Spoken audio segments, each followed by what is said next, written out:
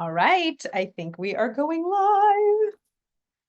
This is awesome. All right, I wanted to show you the beautiful skyline as you have seen in any of my videos if you are watching.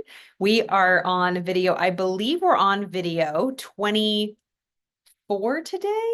Let's double check. We are continuing the reading of Elsie Lincoln Benedict's book, How to Get Anything You Want. How to Get Anything You Want. I believe this is video number 23 or 24. Forgive me for forgetting. But we are on lesson 2, Remake Your Moods. And I'm trying to give you a beautiful, there's the Empire State Building. And here's my favorite building, the Chrysler Building. You can't see it anyways. There it is. Boop. I'll try to bring the computer closer to the window before I'm done. But I hope you're all having a wonderful Wednesday. I can't believe it's January 15th. My goodness. I'll read a little bit together and learn some lessons. So enjoy the view, enjoy the reading, enjoy the beautiful content. All righty. So Elsie Lincoln Benedict yesterday left off saying, when you realize that not one thing that ever happened to you could have hurt you had you applied this great principle, and that nothing in the future can hurt you except as you use it against yourself, you can rebuild your entire outlook. So when we use a positive mental attitude, when we program our subconscious mind, when we continue to work to be in a good mood, anything that happens to us, we can transmute it, turn lead into gold. Here are the specific steps which will, if adhered to, eventually remake your life. So we'll go over some of these rules together. Rule number 1, whenever an unhappy experience comes into your front parlor, we talked about the subconscious mind, the front parlor, as she calls it. So if this is the mind, right, we're using the mind, conscious thinking, subconscious feeling, and these are our 5 physical senses. So when we have something coming in through some of our 5 physical senses, something we see, hear, smell, taste, or touch, and it comes into our conscious thinking mind, or the front parlor, as she calls it, it goes down to the basement eventually, and it will be thrown down into the basement and take on the mood or the coloring, depending on how you're feeling, your general predominant mood. Because let's be honest, things that we perceive good or bad, life happens. Of course, life is not all about roses, and a lot of people get that wrong in personal development or spiritual development. I'm supposed to be happy all the time. Everything's great. No, really crappy things happen in life. We can have really bad days. There's some days that I wake up and I feel terrible. I feel depressed. I'm like, oh my God, this is such, and I don't know where it's coming from, but what I know is it'll pass. It's a mood. I'm in a mood, right? Hormones play an effect too, right? But sometimes you're just tired and you don't know why you're in a funk, or maybe the moon affects you. It doesn't matter. At the end of the day, when we are in a mood, we can go to the source. What thoughts are happening? Did we expose ourselves? Did we hear something? Is there something coming up from the subconscious mind, bubbling up? Were we triggered? Right? What kind of music were we listening to? What kind of TV shows and movies were we watching? We have to guard our emotions. We dictate how we feel, no matter what's happening on the outside world. It takes no effort to take something objectively bad and feel crappy about it, but to find a way to be grateful or to transmute it. Again, this is not to bypass or to gloss over your true emotions, right? You can be grieving and find one, I'm grateful I'm having this glass of water. I'm grateful that I can put my shoes on. I'm grateful I can brush my teeth. You know, I'm proud of myself for changing my pajamas or whatever, taking a shower. Those are extreme examples.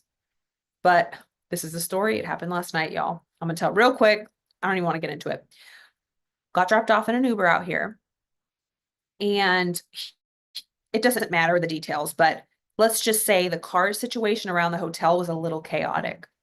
And the driver was talking about it being a full moon. It was a full moon last night, and how, you know, some people moon bathe and they charge their crystals. I mean, God bless him. He was just, and how people are driving crazy. That's what he was saying. People are driving crazy, and he could feel the tension in the air.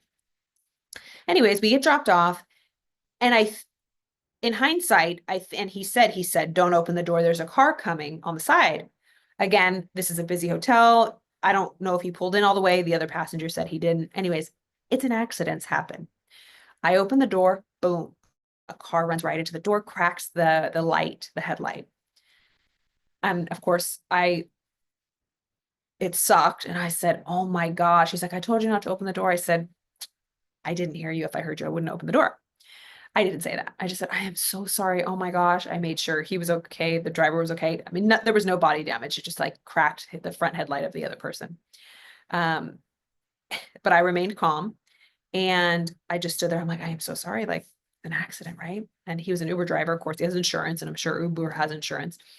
So I stayed out there with him as he called Uber and reported it. Anyways, the woman was blocking traffic that her car got hit. And so she moved it a little bit further and got into another accident with somebody else like 5 minutes later. This person was not so nice, started yelling. Security came. It was a big scene. Anyways, it was so chaotic that she came over to us and said, forget about it. I don't even care. And she like told the Uber driver, don't even worry about it. I'm good. So they leave after like fighting for about a good 10 minutes. But my Uber driver's still on the phone.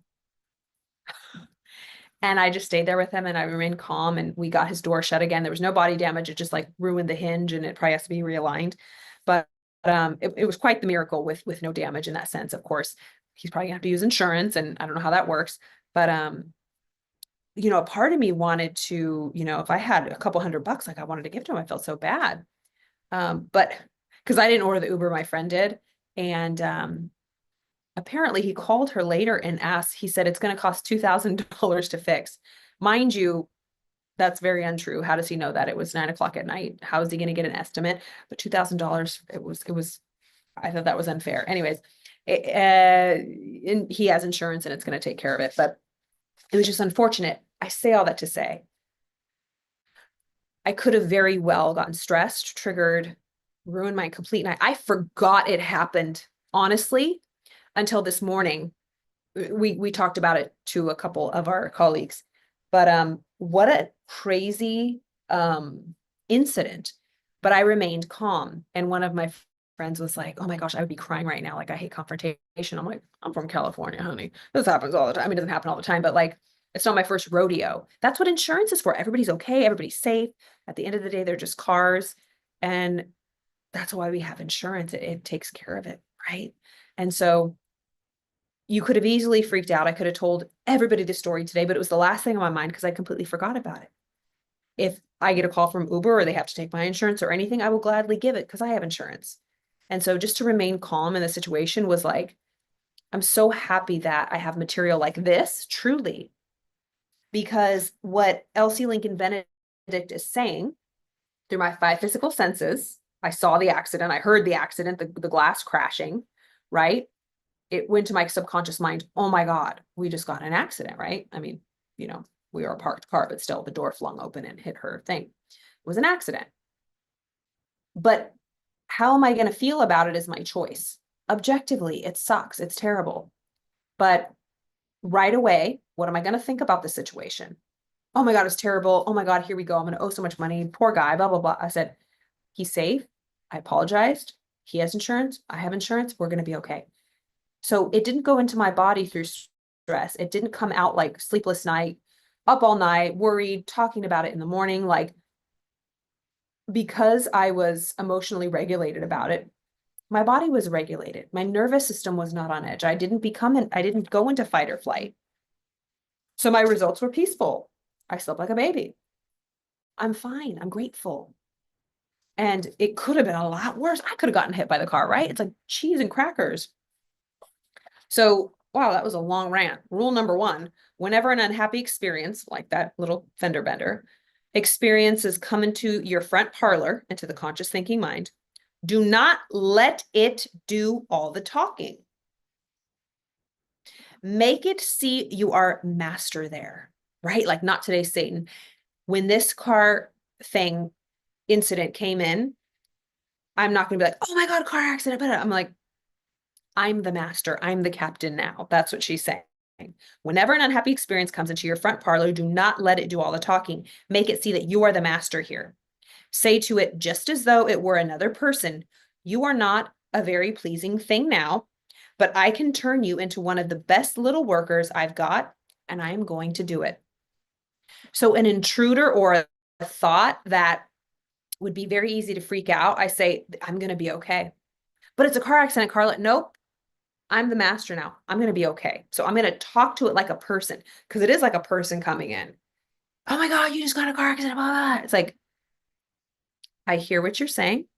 No, I'm the master. I'm grateful. I'm safe. He's safe. We have insurance. It's going to be okay. These things happen. It's unfortunate. It's an accident. We need to all be careful and more safe next time. So being the master, you're not very pleasing, but this is all going to be okay. All right. I'm grateful for this. Form the habit of saying this.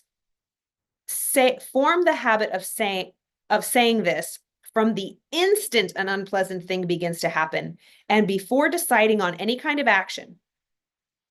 It will steady and sustain you until you can see what to do. But don't stop there. And then she goes into rule number 2, but this is so important. Form the habit of saying this from the instant something bad happens. So for example, you might have heard me talk before about, I say, this is good. No matter what happens, this is good. This car just got hit. This is good.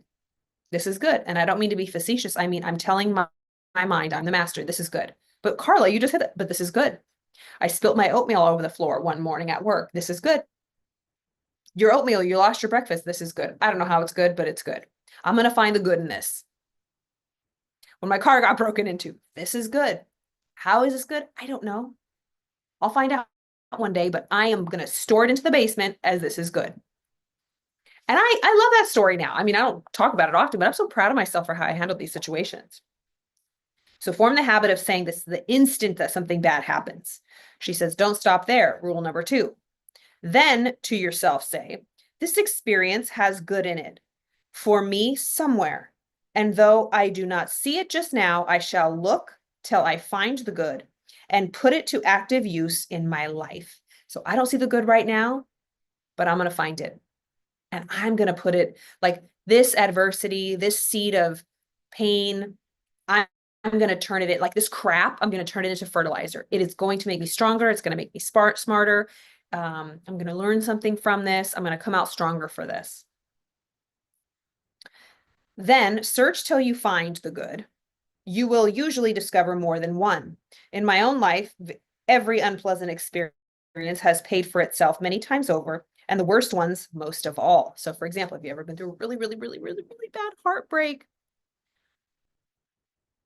I certainly have. And when you go through the work, it was like, I look back at the time, I was like, it was the worst time of my life, but it was the best time. I learned so much about myself. It changed my life in the best ways. Think about COVID when we all were locked down.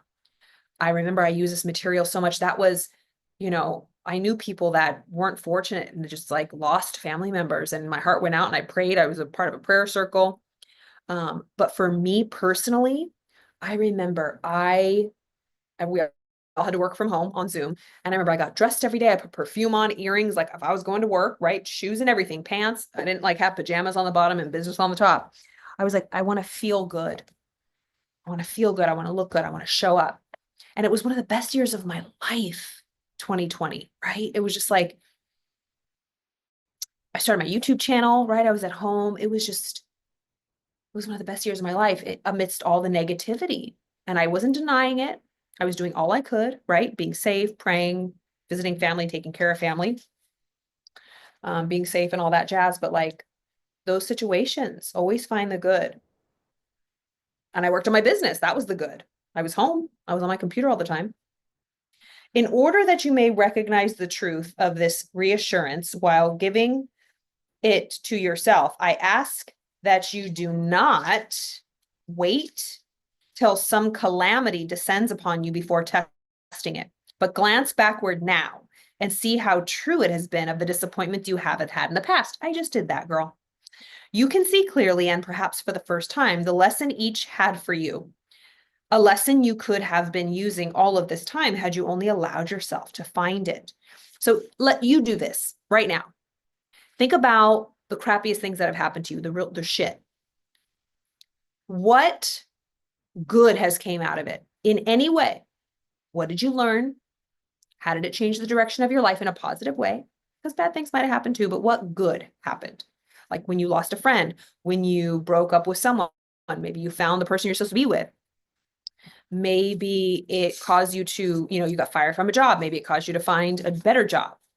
That happens a lot. People who get let go, people who get fired, they think it's the worst thing, but then it wouldn't have opened them up to the next step in their life, or meeting their spouse at their new job, or being free to travel. Always find the good no matter what. And that is a tall order. Like, think about the most terrible things, like a tragic loss of someone. There was this example of parents whose, when young children get cancer, and they were like in St. Jude's, or I'm not sure which one it was, but there's stories of these families who lose their children, the worst pain for a parent to lose a child. But they took that, and it wasn't immediately, right? They had community, they were very spiritual, they had their community and leaned on them and grieved as much as they had to, but started a foundation, like built a wing, a charity wing for other children who are going through this, and now they're saving lives. And so although it doesn't make it better, or like we wish that situation happened, they're making the best out of it. We can always make the best out of it. And if that didn't happen, it's not easy, but it's not easy to just sit there and take the shit and just sit in it. That's even worse. That's more painful. So we can find purpose in pain. All right. So don't wait till something bad happens. Look back at your life and see what lesson each of them had for you. Allow yourself to find it. If you will do this, strength will come to you out of every experience. Breadth and wisdom and character will develop within you, and everything in your life will enlarge to fit it. All right. So we're going to continue on rule number 3 tomorrow. Again, this is Elsie Lincoln Benedict, how to get anything you want. I brought my feather pen. So yeah, I'm on the East Coast. I think I'm going to come home Saturday, but I am in this beautiful room, and it is it has a beautiful skyline. Let's look together. I'm charging my blender. Look at, my sister got me a blender. I'm going to make a little shake, because one time I was in a hotel room and they had a blender and it broke. But anyways, look at this. Okay, let's look at this together. Let's look at this together. How fun is this? There's me. Actually, let me turn this light off, because I had to turn this light on. Okay, can you see it now? Can you see it better now? Look at this. Okay, let me turn my screen down a little bit. Okay. Well, you probably can't. I don't know if you can see this. Isn't that beautiful? Just Manhattan, the beautiful skyline. It's a little grainy. This is life. So beautiful. It looks gorgeous in the morning. Absolutely gorgeous. I got my Napoleon Hill Institute pen. We are masterminding. And so we have 2 more days. And so many big things are happening. If you guys are into personal development, if you like Napoleon Hill, Think and Grow Rich, Outwitting the Devil, we have powerful programs, and we still have the inaugural opening, like grandfathered in price for the mentorship, our signature program. So if you want to be coached by me, if you want to join a community, Dr. Joe Vitale teaches, I teach, Cleona O'Hara. We have amazing speakers.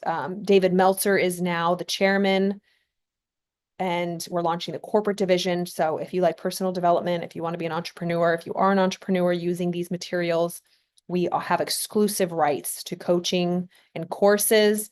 Or if you want to be a coach here, you can do that as well. And so be sure to sign up before January 30th, y'all. Sign up before January 30th, because all the prices are changing.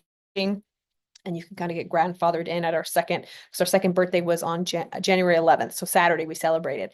And so for a special offer throughout the rest of the month until January 30th, you can still get in at the opening prices. So take advantage of that.